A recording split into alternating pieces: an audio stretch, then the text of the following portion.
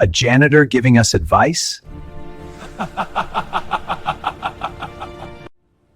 A janitor? You want us to take business advice from a janitor? This is embarrassing. You're wasting our time. Hello, janitor. You take your advice in your bottom of pocket. A janitor? You want us to take business advice from a janitor? The words echoed through the marble-floored conference room on the 47th floor of Meridian Tech headquarters. Laughter erupted from the executive table, sharp, condescending, dismissive.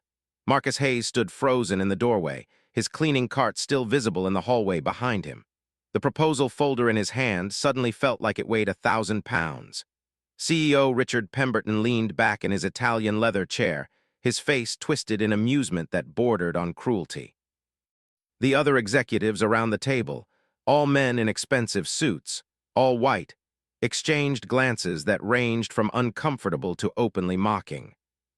"Security," Richard called out, not even looking at Marcus directly anymore. "We have a situation here." Marcus's heart hammered against his ribcage. Every eye in that room was on him now, but not with curiosity or interest, with disdain, with the kind of judgment that reduced him to nothing more than the uniform he wore.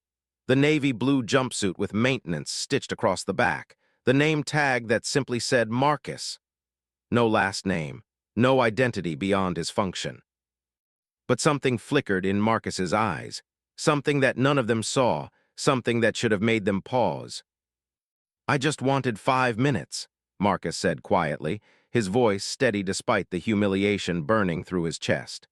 "The quarterly earnings report shows a 17% decline in cloud infrastructure efficiency. I have a solution that could." "Could what?" Richard cut him off, standing now, his 6'3" frame meant to intimidate. "Save the company. You clean toilets and empty trash cans.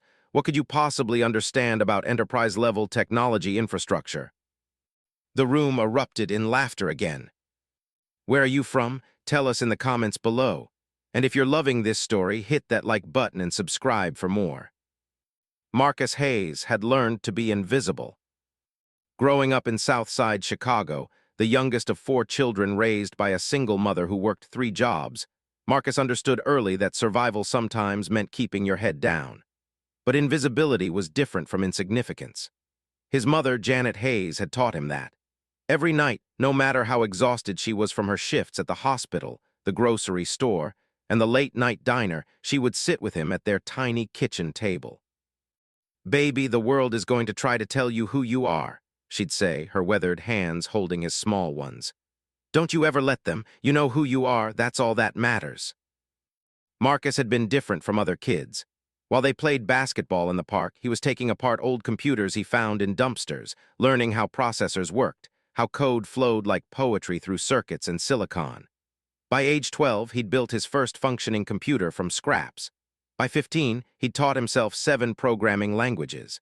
By 17, he'd developed an algorithm that would later revolutionize data compression, though the world wouldn't know that for years. MIT had given him a full scholarship. His professors called him a prodigy, but life had other plans. His mother got sick during his sophomore year, stage 4 cancer. Marcus dropped out to take care of her to work to keep the family afloat. She died 6 months later, holding his hand, making him promise one thing. "Don't let this break you, don't let this stop you. Your mind is your power, Marcus. Nobody can take that away." He'd kept that promise. While working as a janitor at Meridian Tech for the past 3 years, Marcus had been doing more than cleaning. He'd been watching, learning, analyzing. Every night after his shift ended at 2 a.m., he'd go home to his 1-bedroom apartment in Inglewood and work on his own projects. Code, algorithms, solutions to problems he saw the company struggling with daily. Elena Rodriguez, the head of IT security, had been the first person at Meridian to see him as more than his uniform. She'd caught him one night, sitting at an unused workstation, lines of code flying across the screen faster than she'd ever seen anyone type. "What are you working on?" she'd asked, not with suspicion but genuine curiosity. Marcus had nearly jumped out of his skin, but when he turned and saw her face, open, interested, not judging, he'd shown her. A security patch that could prevent the kind of breach that had cost the company $12 million the previous quarter. Marcus, this is brilliant, Alina had whispered, her eyes scanning the code. Have you shown this to anyone? Who would listen? Marcus had asked simply. Alina had become his ally. So had James Chen, a junior analyst who'd witnessed Marcus solve a complex server issue in 45 seconds while the entire IT department had been stumped for 3 hours. And there was Aisha Johnson, the executive assistant to the CFO, who'd overheard Marcus on his lunch break, talking through a solution to the company's cloud migration problems while eating a sandwich on a bench outside. But these allies existed in the shadows of the corporate hierarchy. None of them had the power to get Marcus into a room with the people who made decisions.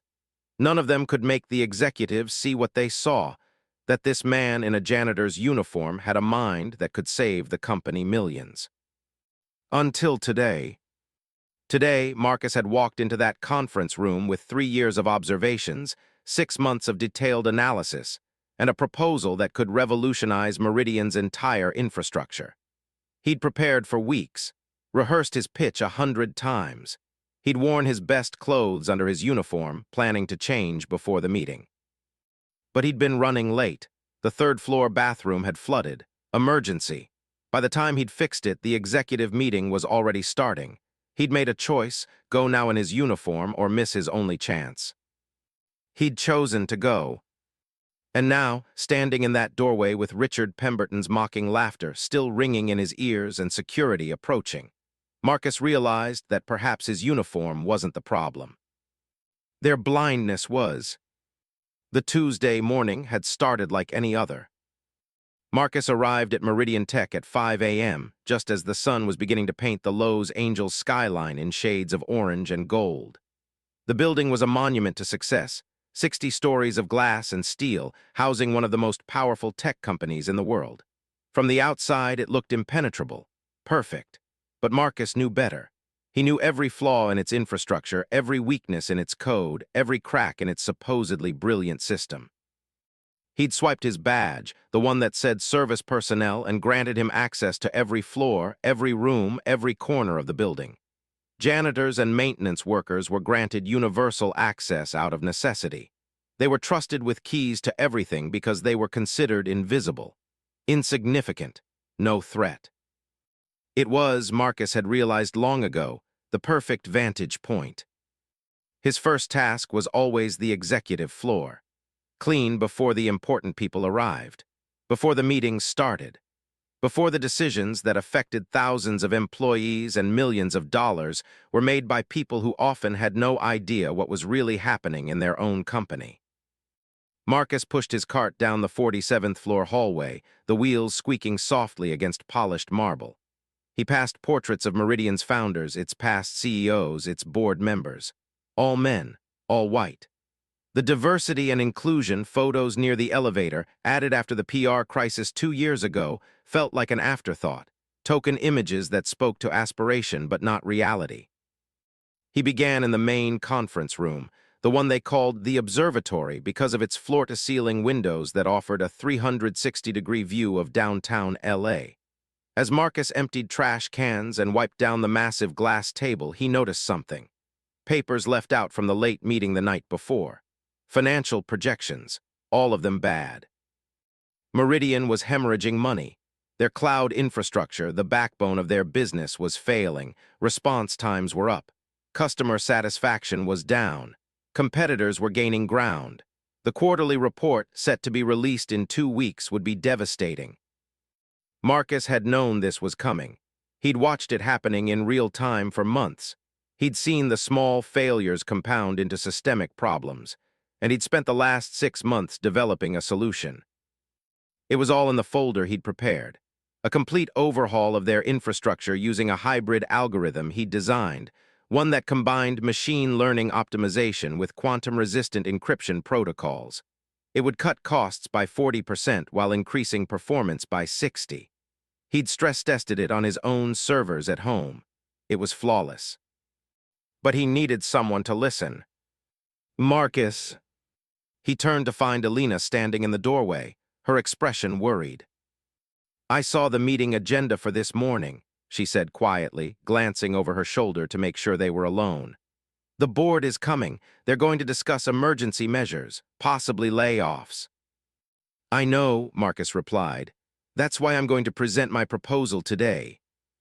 Elena's eyes widened. Marcus, I don't think that's a good idea. Pemberton is already in a bad mood. The board members are. I have to try, Marcus interrupted gently. Elena, we both know my solution works. If they implement it, they could turn everything around. But if they go through with cost-cutting measures before considering alternatives, people are going to lose their jobs. Good people. Elena studied his face, seeing the determination there. If you're going to do this, you need to present it properly. Wait until after lunch. Request a formal meeting through proper channels. Don't just walk in. By after lunch, they'll have already made their decisions, Marcus said. I've watched how this company operates for 3 years. Once they commit to a direction, they don't reverse course. It has to be now. He didn't tell her the rest, that he'd tried proper channels, that he'd submitted his proposal through the company's innovation portal 3 times, that it had been rejected each time without consideration, probably by some HR algorithm that filtered based on job title. Maintenance worker didn't qualify for strategic submissions. The system was designed to keep people like him in their place. But Marcus Hayes had never been good at staying in his place. The executive meeting was scheduled for 9 a.m. Marcus worked through his morning routine with unusual efficiency, his mind rehearsing the pitch.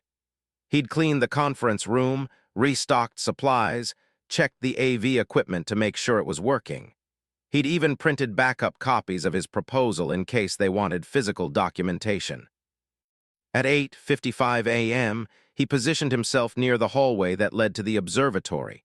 He could hear voices approaching, confident, powerful voices that carried the weight of authority and wealth. Richard Pemberton was laughing at something, his voice booming. The board members responded with the kind of laughter that comes easy when you're at the top of the hierarchy. Marcus's hands were shaking. He gripped his proposal folder tighter, took a deep breath, and whispered his mother's words. Your mind is your power. Nobody can take that away. At 9:02 a.m., with the meeting already started, Marcus made his move. He walked down the hallway, his footsteps silent on the plush carpet. Through the glass walls of the observatory, he could see them, 8 executives and 5 board members, all seated around the massive table. Charts and graphs were projected on the screens. All the numbers were red. Marcus knocked on the door. The conversation stopped. Every head turned. Richard Pemberton's expression went from annoyed to incredulous when he saw who was interrupting. Can I help you? Richard asked, his tone making it clear he expected the answer to be quick and then for Marcus to disappear. Mr. Pemberton, board members, Marcus began, his voice steady despite his racing heart. My name is Marcus Hayes. I've been studying the company's infrastructure challenges, and I have a proposal that I believe could solve the current crisis. The silence that followed was deafening. Then Richard laughed, not a polite chuckle but genuine amusement mixed with disbelief. A janitor, he said, looking around the table at the others. You want us to take business advice from a janitor. And that's when Marcus's world tilted. The laughter spread like fire around the table. Board member Patricia Goldstein covered her mouth, but her eyes were crinkled with mirth. CFO David Winters openly grinned. Only a few faces remained neutral. Marcus recognized one as Thomas Reed, a venture capitalist who'd recently joined the board. His expression was unreadable. Security, Richard called out, pressing a button on the conference phone. We have a situation here. Marcus's hands tightened on the folder, but he didn't move.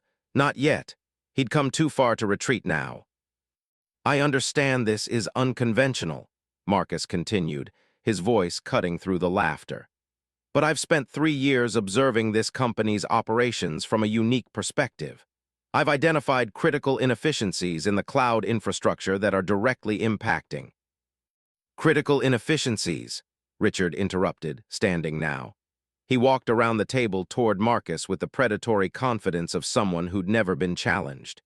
You clean toilets and empty trash cans. What could you possibly understand about enterprise-level technology infrastructure? I have a double major in computer science and applied mathematics from MIT, Marcus replied calmly. I've developed algorithms for data compression, quantum encryption, and machine learning optimization. And I've designed a complete solution to your infrastructure problems that could save this company approximately $47 million annually while increasing system performance by. MIT? Richard's laugh was even louder now. You're telling me you went to MIT and you're working as a janitor. Do you have any idea how ridiculous that sounds? My mother got cancer during my sophomore year, Marcus said quietly. I dropped out to take care of her. She died 6 months later.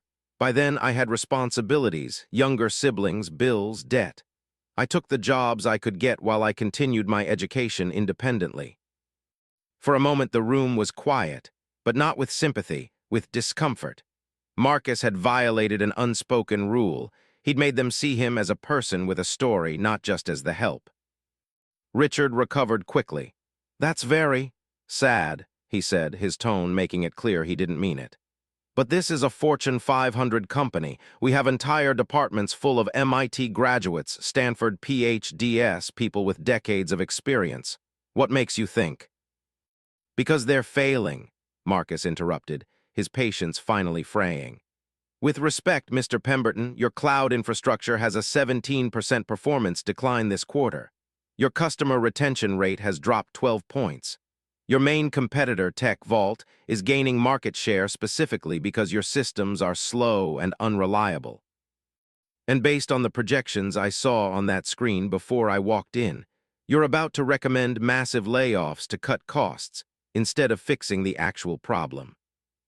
The room went absolutely silent. Richard's face had gone red. How dare you? I dare because I'm right, Marcus said, his voice steady but firm. And I dare because I have the solution in this folder, a complete infrastructure overhaul using a hybrid algorithm that I've personally developed and tested. Implementation timeline, 4 months. Cost reduction, 40%. Performance increase, 60%.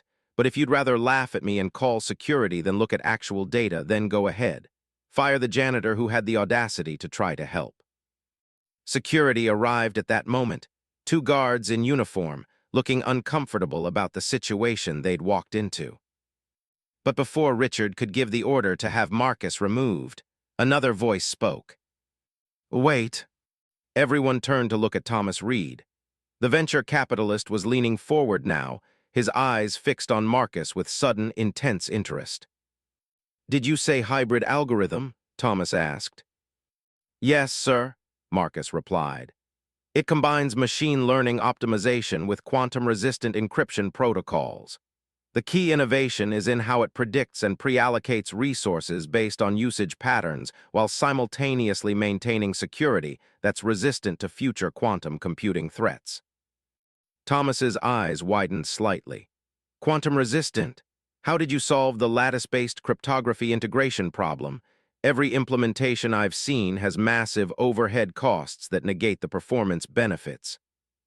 Marcus felt something shift in the room. This man understood what he was talking about. I didn't use lattice-based cryptography, Marcus explained. I developed a hash-based signature scheme that's computationally simpler but mathematically just as secure. It reduces overhead by approximately 78% compared to current quantum-resistant protocols. That's not possible, Thomas said, but his tone wasn't dismissive. It was intrigued. Hash-based signatures have state management problems that can be solved with stateless variants using multi-tree construction, Marcus finished. Yes, sir, I know. That's what took me the longest to figure out, but I did figure it out. It's all in here. He held up the folder. The room had gone quiet again, but this time the quality of the silence was different. Several executives were looking at Marcus with new eyes, confusion, uncertainty, and in some cases, dawning realization that they might have severely underestimated the man in the maintenance uniform. Richard, however, was having none of it. Thomas, with all due respect, you can't seriously be entertaining this. This performance, he said, gesturing dismissively at Marcus. He's probably parroting technical jargon he heard somewhere. I'm not going to waste the board's time. Let me see the proposal, Thomas said firmly. It wasn't a request. Thomas, let me see it, Richard. The power dynamic in the room had suddenly shifted. Thomas Reed might have been the newest board member, but he was also the founder of Reed Ventures, one of the most successful venture capital firms in Silicon Valley. His portfolio included 17 unicorn companies. When he spoke, people listened. Reluctantly, Richard nodded at the security guards to stand down. Marcus walked forward and handed the folder to Thomas. As he did, his hand brushed against the table, and several executives instinctively pulled back, as if his touch might contaminate them. Thomas opened the folder and began to read. His eyes moved rapidly across the first page, then the second. His expression remained neutral, but Marcus could see his jaw tighten slightly, a tell that something had captured his attention. After what felt like an eternity but was probably only 90 seconds, Thomas looked up. "Where did you get this?" he asked quietly. "I developed it," Marcus replied. "You developed this entire framework?" "Yes, sir. Over the past 6 months, though I've been working on the foundational concepts for about 3 years. Thomas looked at Richard, then at the other board members. When he spoke, his voice was carefully controlled. "Richard, I need everyone except board members to leave the room. Now." Richard's face went from red to purple. "This is my company." "And this is a board matter," Thomas interrupted. "Everyone out now, everyone except." He looked at Marcus. You stay." The executives began to file out, their expressions ranging from confused to outraged. Richard remained seated, his hands gripping the armrests of his chair so hard his knuckles had gone white. When the door closed, and only the 5 board members and Marcus remained, Thomas spoke again. "Sit down, Mr. Hayes." Marcus sat, his heart pounding so hard he could hear it in his ears. Thomas pushed the folder to the center of the table so the other board members could see. "This proposal," he said slowly, "is not just good, it's revolutionary.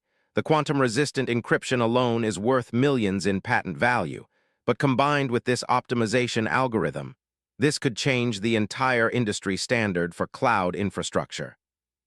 Patricia Goldstein, who'd been laughing minutes earlier, now looked at the proposal with wide eyes. Is this real?" "It's real," Thomas confirmed. "I've invested in quantum computing startups. I've seen proposals from teams of PhDs at Caltech and MIT. None of them have solved the integration problem the way this does. Mr. Hayes," he turned to Marcus, "how did you test this?"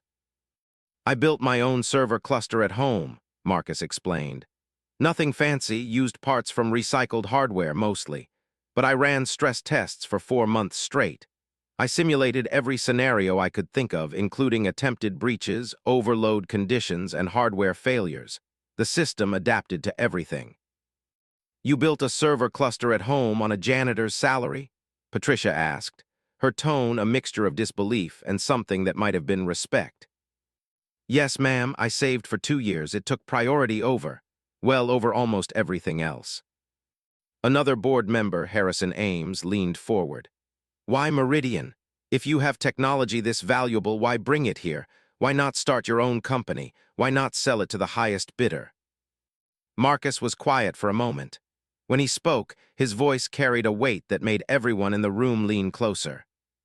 "Because I've watched this company for 3 years," he said.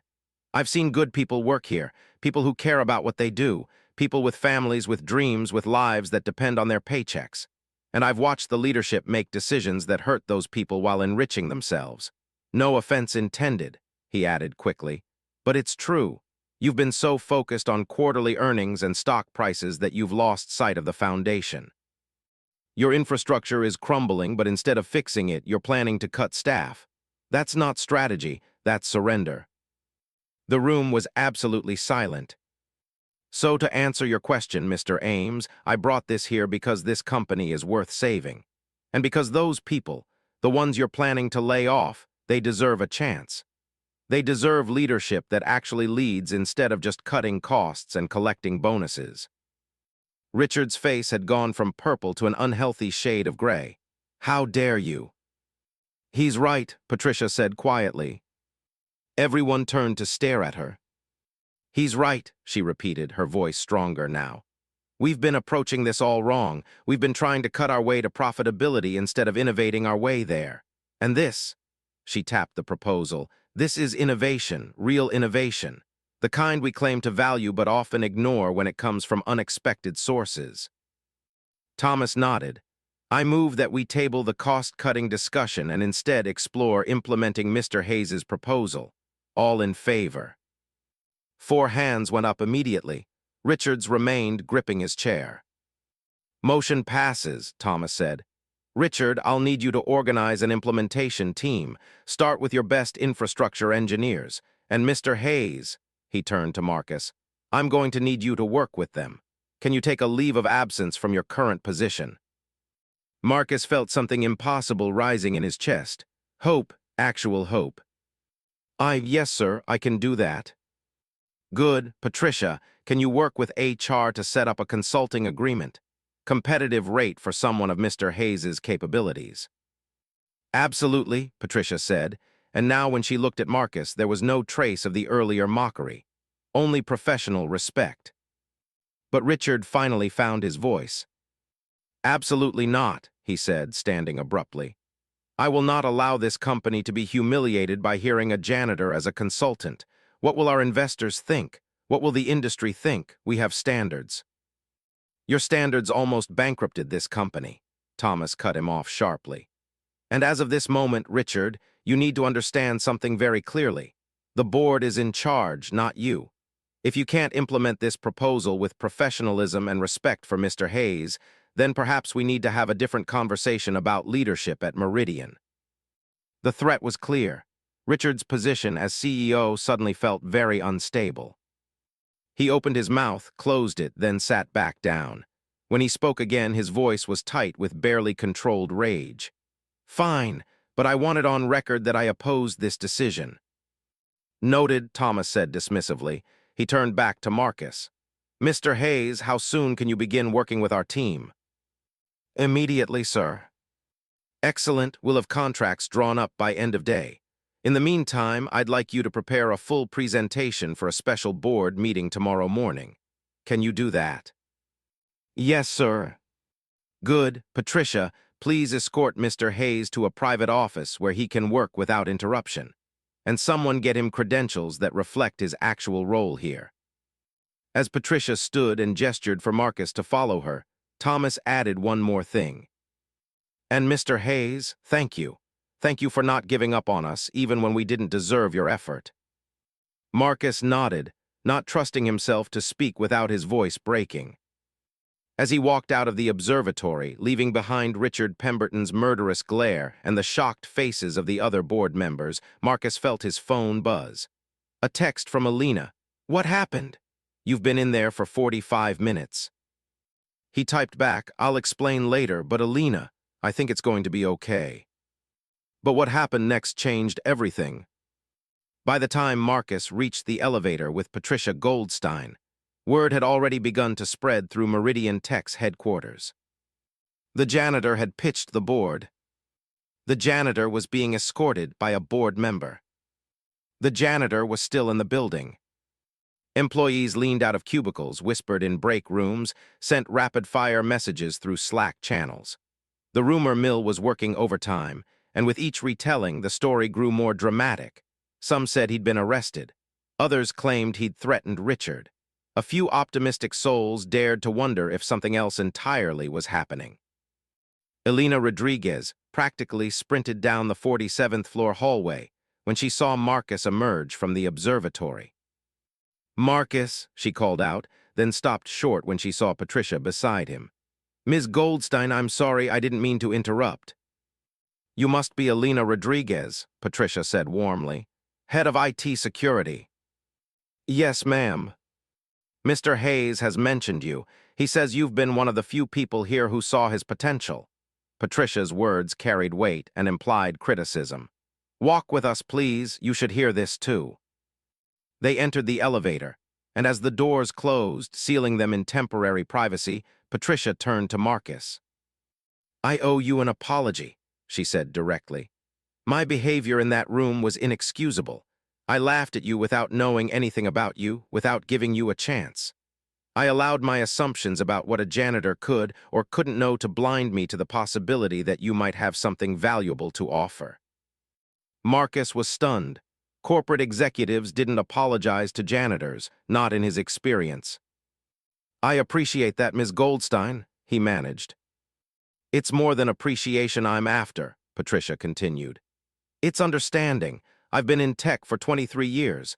I've championed diversity initiatives, spoken at conferences about breaking down barriers. And yet when you walked into that room, my first reaction wasn't to listen. It was to dismiss. That's a failure on my part, and I need to do better." The elevator descended in silence for a moment before Alina spoke carefully. "With respect, Ms. Goldstein, it's not just you. It's systemic. Marcus has been trying to get someone to listen for 3 years. He submitted his ideas through proper channels multiple times. The system rejected him before any human ever saw his proposals." Patricia's jaw tightened. "That's going to change. I'm going to make sure of it." The elevator doors opened on the 33rd floor, and Patricia led them to a corner office with windows overlooking the city. It was empty, furnished, but clearly unused. "This was supposed to be for our new VP of Innovation," Patricia explained. "The position has been open for 6 months because Richard kept rejecting candidates, said nobody met his standards." She gave Marcus a meaningful look. "I think we found better use for this space. Marcus, this is yours for now. Alina, I'll need you to work with Marcus on security protocols for his implementation plan. I'm authorizing you to pull whoever else you need from your team." Alina's eyes went wide. "Ma'am, my team reports to—" "Reports to me as of this moment," Patricia said firmly. "Board authority. I'll handle the organizational charts later. Right now, I need you focused on supporting Marcus. Can you do that?" "Yes, ma'am," Alina said, a smile breaking across her face. Patricia checked her watch. "I need to get back upstairs. Marcus, I'll have HR send someone down within the hour to discuss your consulting agreement. In the meantime, make yourself comfortable. Use whatever resources you need." She paused at the door. "And Marcus, don't let Richard intimidate you. The board has your back."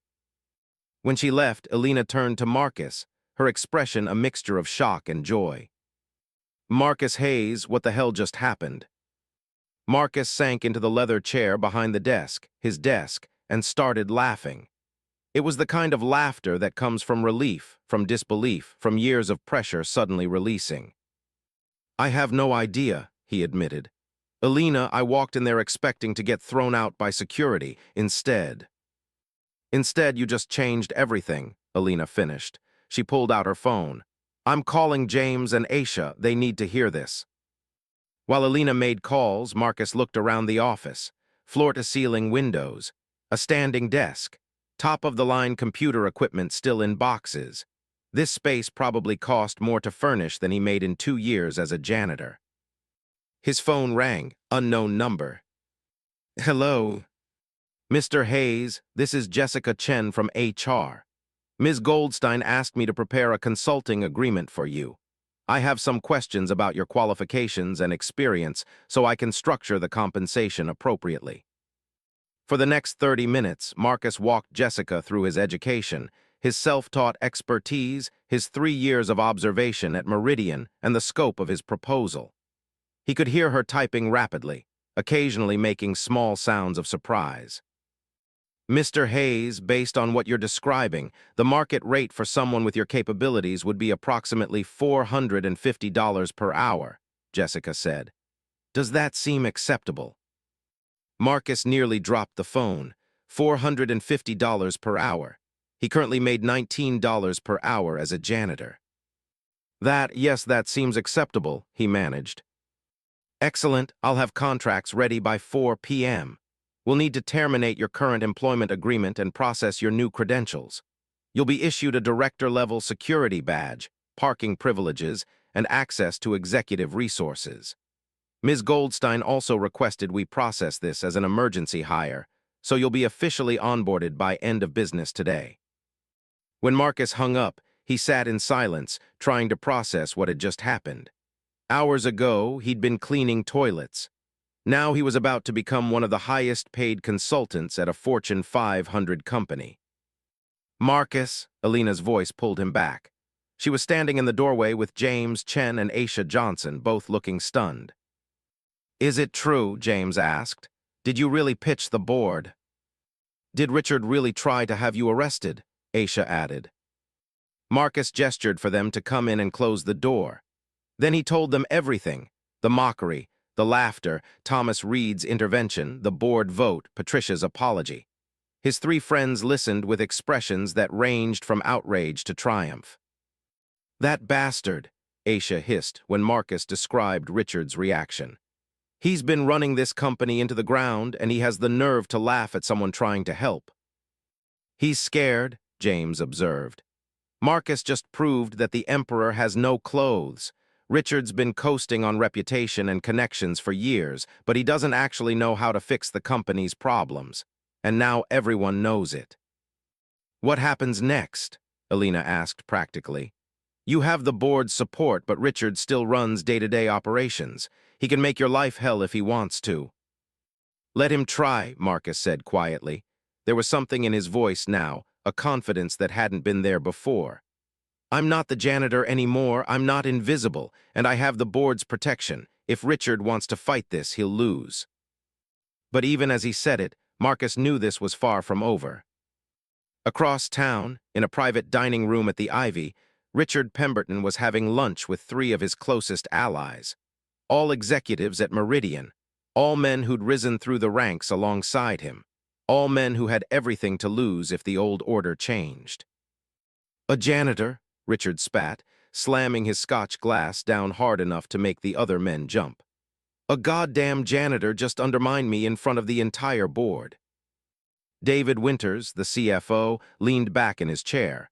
What did Thomas actually say about the proposal? "He said it was revolutionary, called it game-changing technology." Richard's voice dripped with sarcasm. "He actually believes that maintenance worker created something valuable." "What if he's right?" asked Marcus Stern, the chief operations officer. "I mean, what if this guy actually knows what he's talking about?"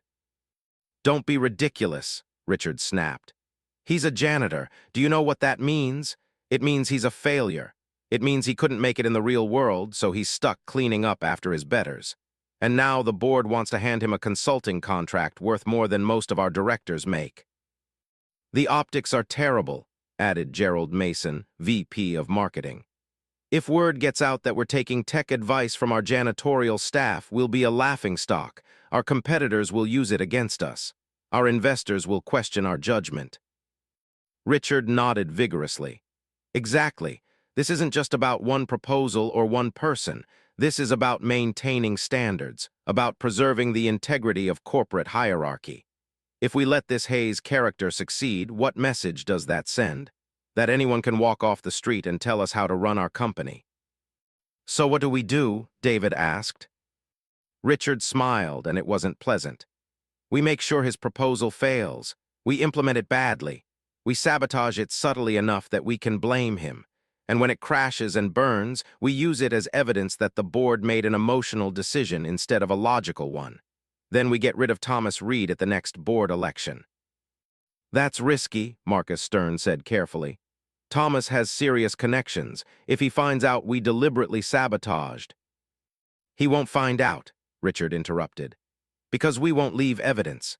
We'll just create impossible timelines, assign inadequate resources, introduce compatibility issues. We'll smile and nod and say we're doing our best to implement his brilliant ideas. And when it all falls apart, and it will, we'll be there to pick up the pieces and restore order." The four men raised their glasses in a silent toast. None of them noticed Aisha Johnson sitting 2 tables away, having lunch with a friend. None of them realized that she'd asked to be seated in that particular section. And none of them knew that her phone, sitting innocuously on the table beside her plate, was recording every word. Back at Meridian headquarters, Marcus was beginning to understand the scale of what he'd taken on. By 3 p.m., he'd been joined by a team of 12 engineers, the best infrastructure specialists Meridian had. Patricia had personally selected each one and made it clear that this was their top priority. But as Marcus began walking them through his proposal, he noticed something troubling. The lead engineer, a man named Derek Morrison, kept interrupting with objections. "This optimization algorithm," Derek said, pointing at the whiteboard where Marcus had sketched out the architecture. "It assumes real-time load balancing across distributed nodes, but our current infrastructure doesn't support that level of granular control. Which is why we'd need to implement new middleware," Marcus explained patiently. "I've designed a lightweight solution that—" "Lightweight isn't the issue," Derek cut him off. "The issue is integration with our existing systems. We'd need to refactor thousands of lines of legacy code. That's months of work, possibly years." "Not if we use abstraction layers," Marcus countered. "We can wrap the legacy systems and create new interfaces without touching the underlying code. I've mapped out the entire integration sequence. It's in Section 7 of the proposal." Derek flipped through the document, his expression skeptical. "This is theoretical. Has any of this been tested in a real production environment?" "I've tested it extensively in my own environment," Marcus said. "Obviously not at Meridian's scale, but the principles are sound." "Your own environment." Derek's tone made it clear what he thought of that. "So you're asking us to bet the company on code that's never been production tested?" The room had grown tense. Several other engineers were watching the exchange with uncomfortable expressions. Marcus took a breath, keeping his voice level. "Mr. Morrison, I understand your concerns, but the alternative is continuing with a failing system. Every day we wait, Meridian loses customers and revenue. My proposal isn't just theoretical, it's based on 3 years of observing exactly how your systems fail and why." "Our systems?" Derek said.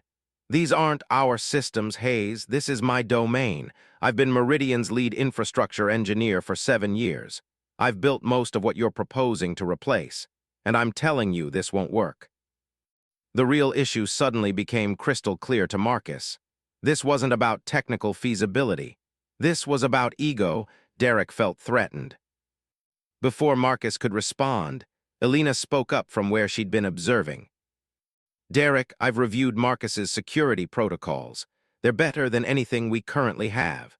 The quantum-resistant encryption alone would solve the vulnerabilities that caused last year's breach." "Your security, not infrastructure," Derek shot back. "Stay in your lane." "Excuse me," Elena's voice went cold. The door opened before the situation could escalate further. Patricia Goldstein walked in, followed by Thomas Reed. Both of them surveyed the tense room with knowing eyes. "How's it going?" Patricia asked, though her tone suggested she already knew. "We're having a productive discussion about implementation challenges," Derek said quickly, his tone suddenly professional. Thomas walked to the whiteboard studying Marcus's diagrams. "These are good, really good. Derek, what's your primary concern?" Derek seemed to realize he was on dangerous ground. "Just that the implementation timeline might be aggressive, given our current infrastructure constraints." "So we adjust the timeline," Thomas said simply. "Marcus, how long do you realistically need?" 6 months for full implementation," Marcus replied. "But we can roll it out in phases. Core optimization could be live in 6 weeks with immediate performance improvements. Security upgrades in 3 months, full integration in 6. "That works," Patricia said. "Derek, I need you to work with Marcus on a detailed project plan. Break it down by phases, identify resource needs, flag any genuine technical blockers. Can you have that ready by Friday?" "Yes, ma'am," Derek said, but his expression was sour. After Patricia and Thomas left, the meeting continued, but the dynamic had shifted. Derek was less openly hostile, but Marcus could feel the resistance simmering beneath the surface. Several other engineers seemed conflicted, caught between their loyalty to Derek and their recognition that Marcus's ideas had merit. By 5 p.m., when the meeting finally ended, Marcus was exhausted. Not from the technical work, but from the constant battle to be taken seriously. Elena stayed after everyone else left. "Derek's going to be a problem," she said bluntly. I know. He has allies. A lot of the senior engineers came up under his mentorship if he decides to actively undermine this project. He won't, Marcus said with more confidence than he felt. He knows the board is watching. He'll resist, but he won't sabotage.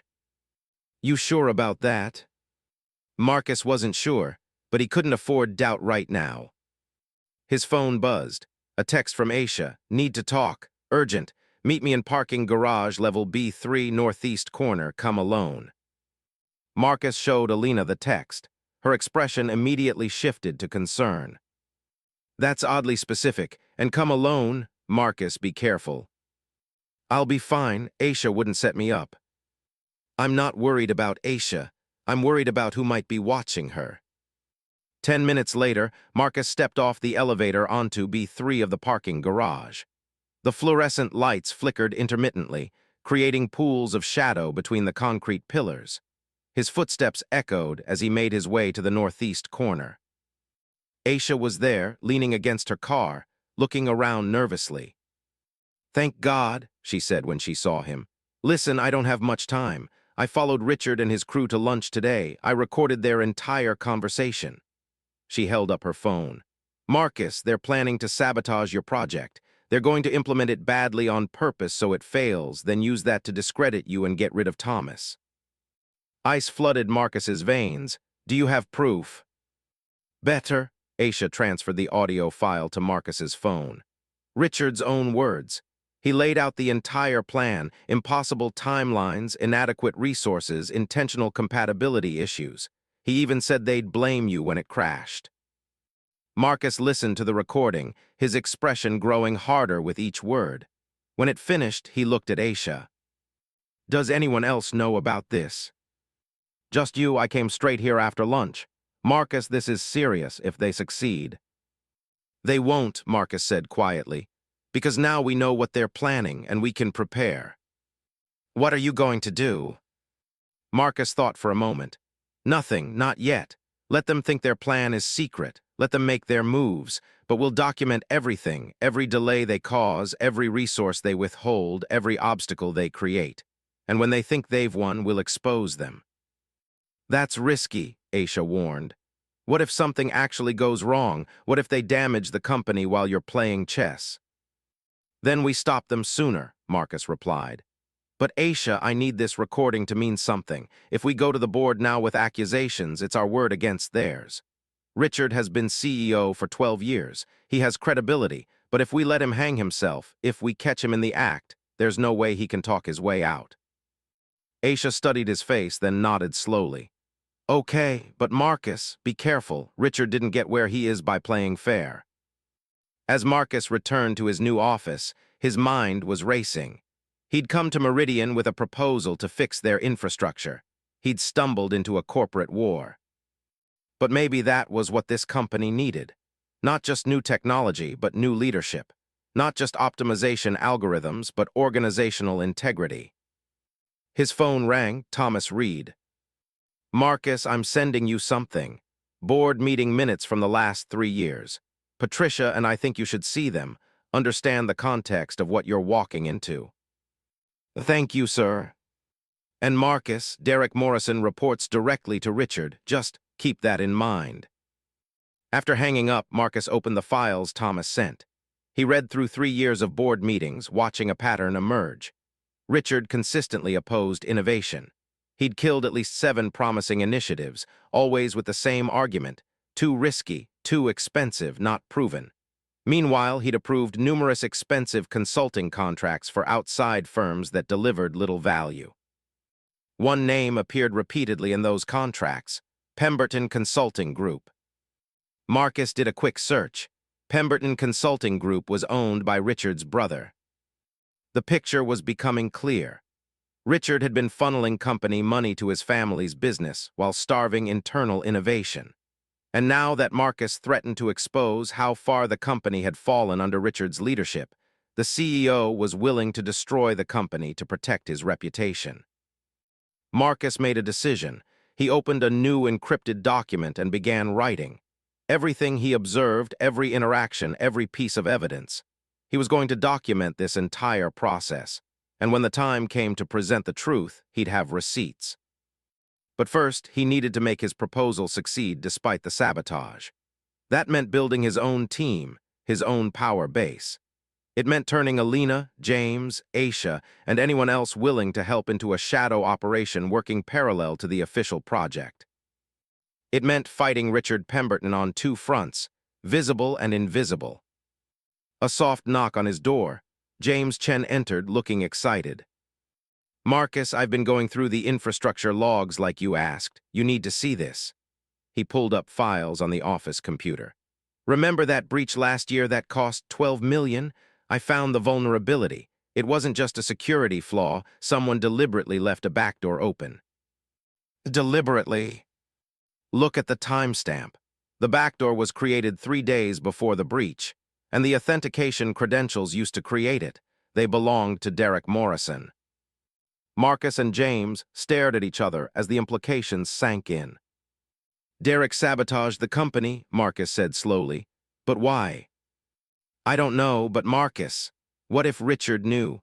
What if that's why Derek is so loyal to him? What if Richard has been protecting him?" "Then this goes deeper than I thought," Marcus replied. "James, I need you to pull every log file you can access. Build a complete picture of what's been happening in this company's infrastructure for the past 3 years. And James, be careful. If Derek realizes someone is digging into his history." "I'll be invisible," James promised, "just like you've been for 3 years." After James left, Marcus sat in the darkness of his new office, looking out at the Los Angeles skyline. 24 hours ago, he'd been a janitor. Now he was at the center of a corporate conspiracy that went all the way to the CEO. His phone buzzed one more time. Unknown number. "Mr. Hayes, this is Linda Martinez. I'm an investigative reporter with the LA Times. I heard something interesting happened at Meridian Tech today. Something about a janitor and a board meeting. Care to comment?" Marcus's heart sank. The story was getting out, and once the media got involved, everything would become exponentially more complicated. "No comment," he said.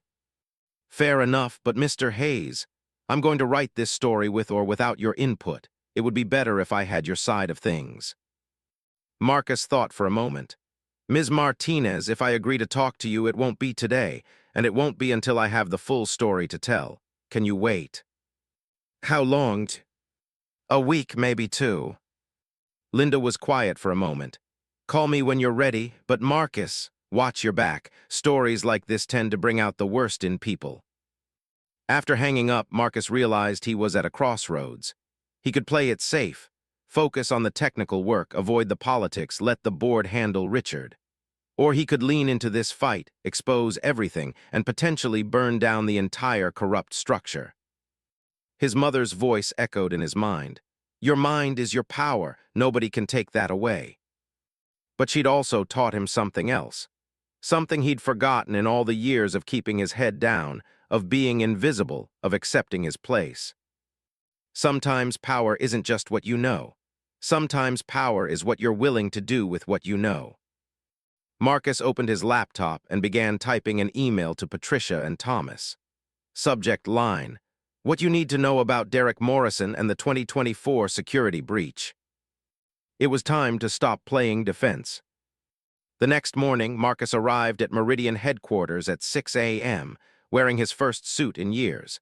A simple navy blue that he'd bought last night at a men's warehouse with his new consulting advance. No more janitorial uniform. No more invisibility. The security guard at the front desk did a double-take when Marcus showed his new credentials. "Mr. Hayes," the guard said, confusion evident. "I thought, weren't you?" "Things change fast around here," Marcus replied with a slight smile. When the elevator doors opened on the 47th floor, Marcus found the hallway already bustling with activity. But as he walked toward his office, conversations died. People stared. Whispers followed in his wake. The janitor was now one of them, and nobody knew quite how to process that. Alina was already in his office, along with Patricia Goldstein and Thomas Reed. All three looked grim. "We got your email," Patricia said without preamble. "James Chen confirmed everything. Derek Morrison did create that backdoor, and Richard knew about it. We've been going through Derek's access logs from the past 5 years. Marcus, he's been stealing proprietary code and selling it to competitors. How much damage are we talking about? Marcus asked. Tens of millions in lost competitive advantage, Thomas replied. Maybe more. And Richard covered it up because Derek had dirt on him, evidence of the Pemberton Consulting Group kickback scheme. So they were protecting each other, Marcus said.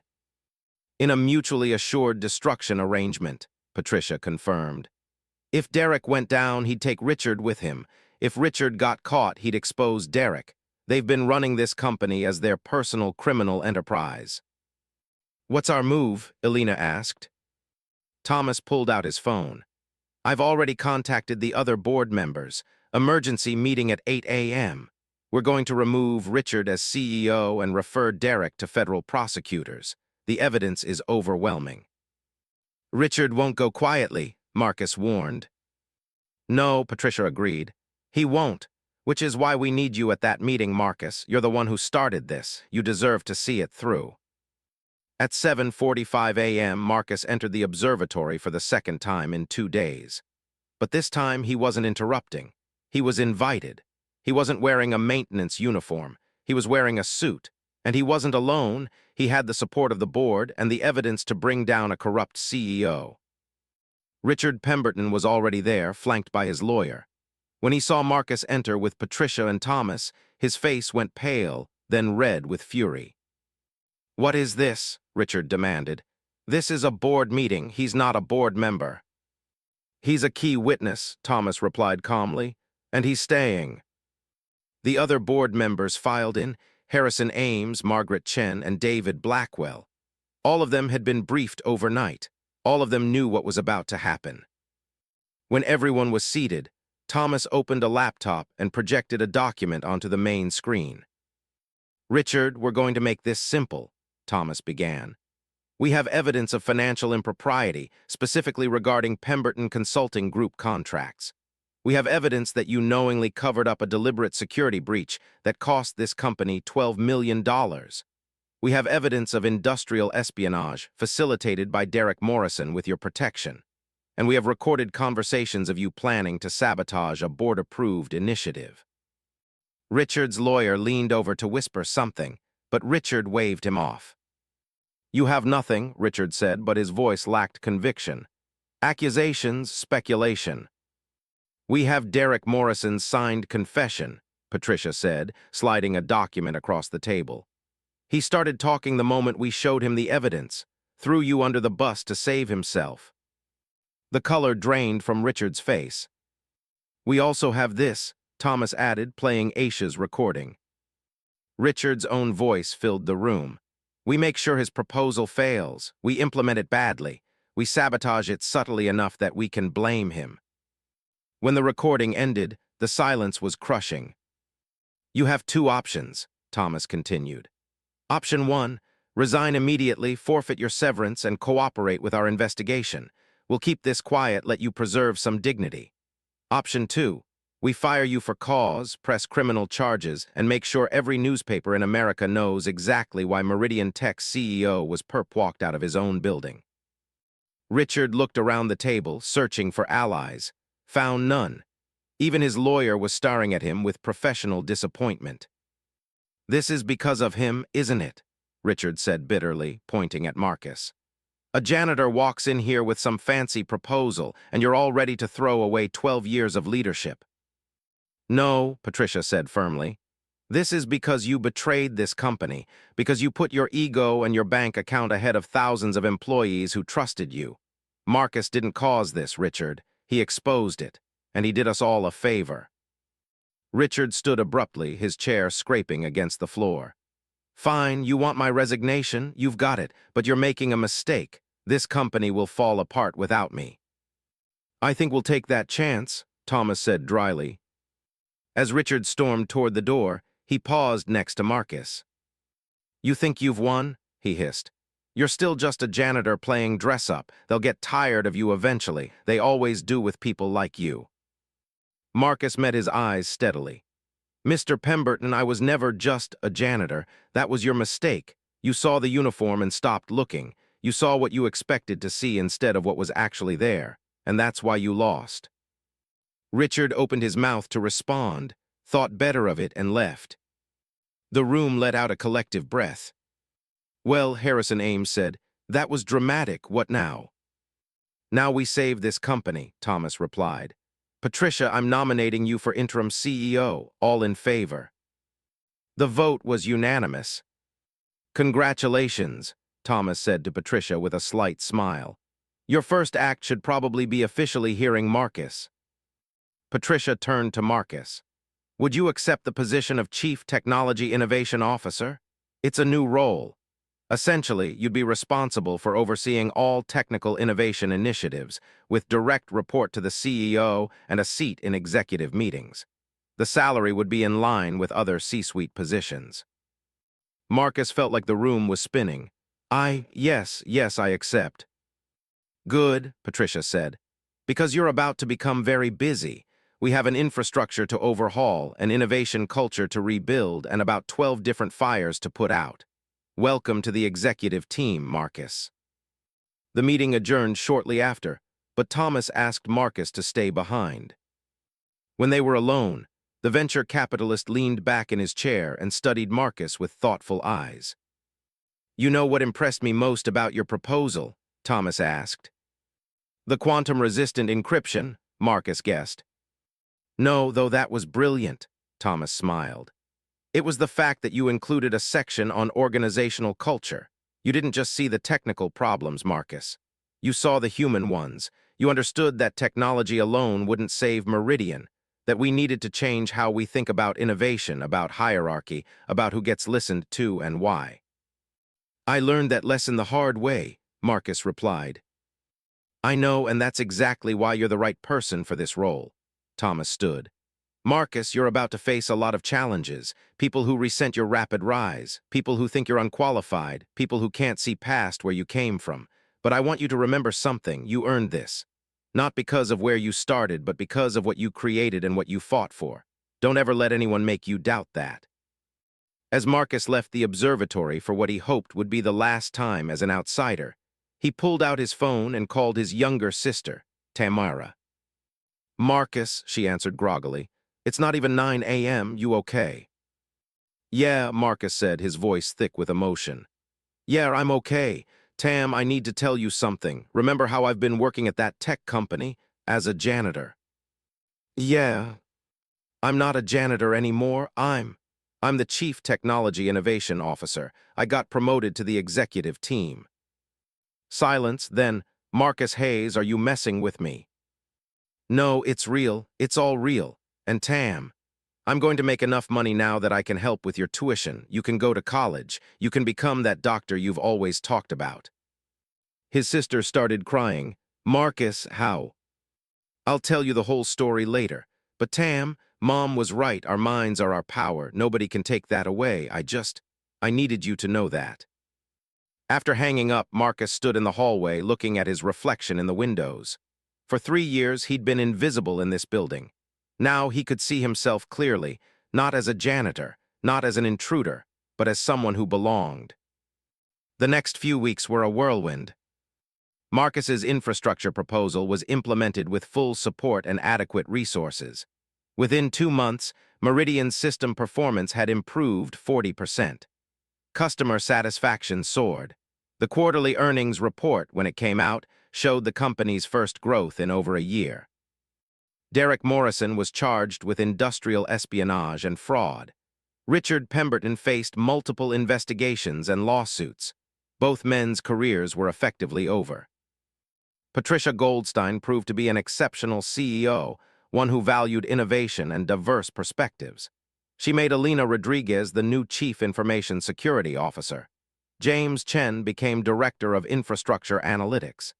Aisha Johnson was promoted to Executive Chief of Staff. And Marcus Hayes, the former janitor who dared to walk into a conference room with a proposal, became one of the youngest C-suite executives in Silicon Valley. But perhaps more importantly, he changed how Meridian thought about talent. At Marcus's insistence, the company launched a program called Innovation from Everywhere.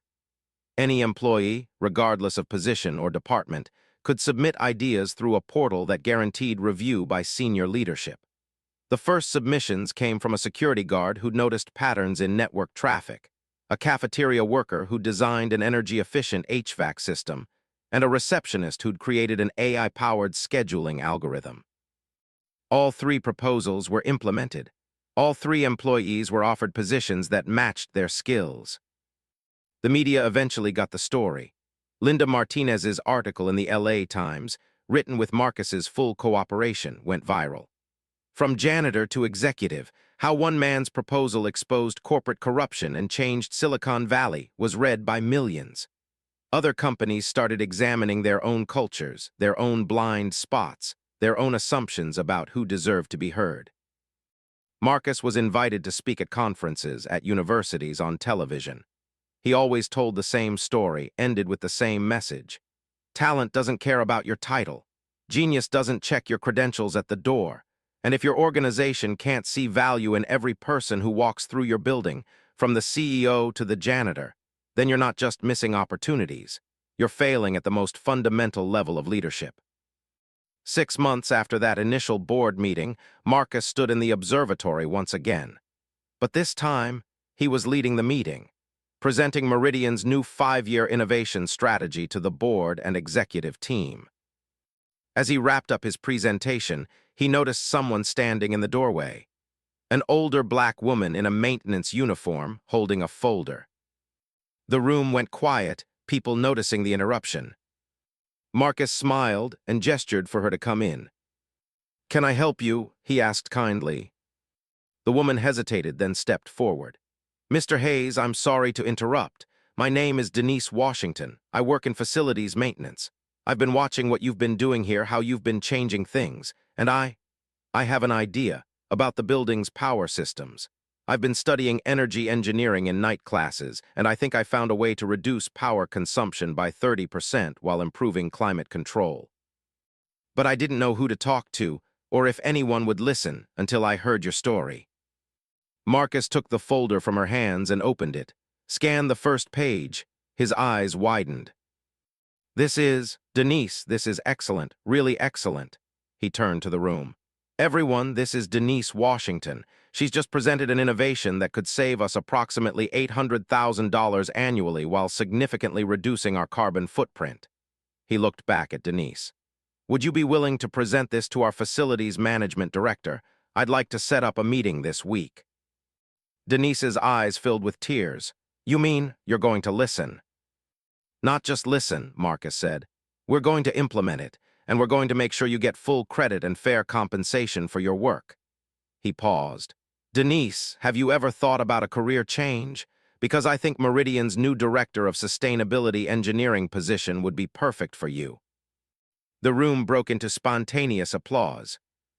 As Denise left, still looking stunned, still clutching her folder, Patricia leaned over to Marcus. "You just changed that woman's life," she whispered. "No," Marcus replied. "I just gave her the chance to show everyone what she was always capable of. There's a difference." That evening, Marcus returned to his apartment in Inglewood. It was the same one-bedroom place he'd been renting for 5 years. He could afford something bigger now, something in a better neighborhood. But he wasn't ready to leave yet. This place held memories of his mother, of late nights coding, of the years he'd spent invisible to the world but visible to himself. He opened his laptop and started writing. Not code this time, but a book. The story of how he'd gone from janitor to executive, but more importantly, a guide for others like him. People who felt invisible. People who had gifts the world refused to see. People who needed someone to tell them, "You matter, your ideas matter, don't give up." His phone rang, his sister Tamara. "Marcus, I got accepted. Full scholarship to UCLA, I'm going to be a doctor." Marcus felt tears spring to his eyes. "Mom would be so proud of you." "She'd be proud of both of us," Tamara said. "Marcus, you showed me that it's possible, that people like us can make it, that we don't have to accept the limitations other people try to put on us." After they hung up, Marcus sat in silence, thinking about his journey. About the 3 years he'd spent cleaning floors while his mind worked on problems nobody asked him to solve.